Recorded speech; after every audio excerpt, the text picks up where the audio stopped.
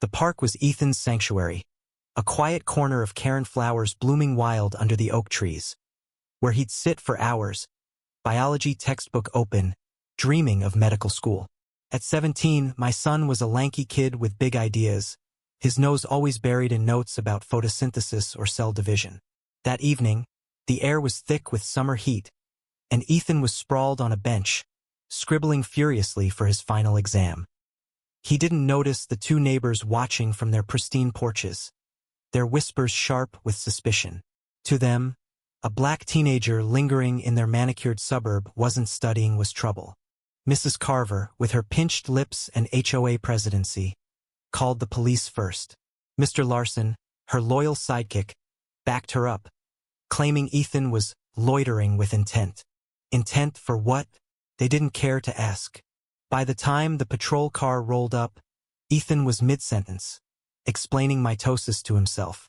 The officer, Officer Daniels, approached with a hand on his radio, voice clipped.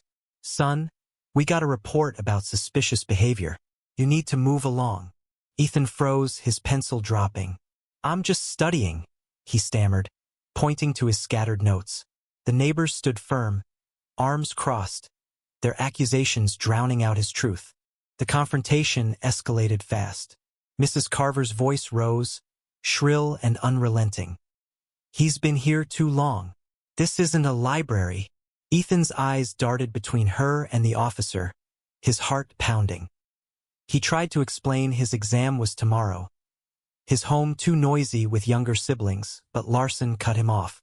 "Kids like you don't belong here," he spat, the words slicing deeper than Ethan could bear. The officer's silence felt like agreement. Ethan's hands shook as he gathered his things, the weight of their stares crushing his spirit. A single cairn flower, trampled underfoot, lay beside his notisa, cruel symbol of beauty destroyed by haste. I arrived just as Ethan was leaving, my heart breaking at the sight of his slumped shoulders. I demanded answers, but the neighbors doubled down, their voices dripping with righteousness. "We're protecting our community," Mrs. Carver declared, as if my son were a threat. Officer Daniels mumbled about following protocol, but his eyes avoided mine.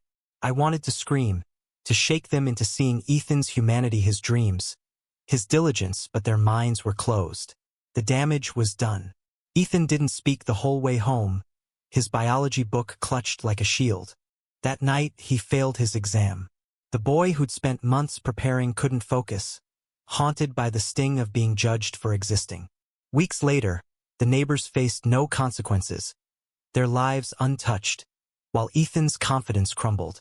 He stopped going to the park, his dreams of medicine dimming under the shadow of that day. The community whispered about the incident, some siding with the neighbors, others with us. But no one spoke loud enough to change anything. The bitter truth settled in. Prejudice had won, and my son's innocence was its casualty. What would you have done in that moment? Stood up for Ethan or stayed silent? How do we balance community vigilance with fairness and humanity?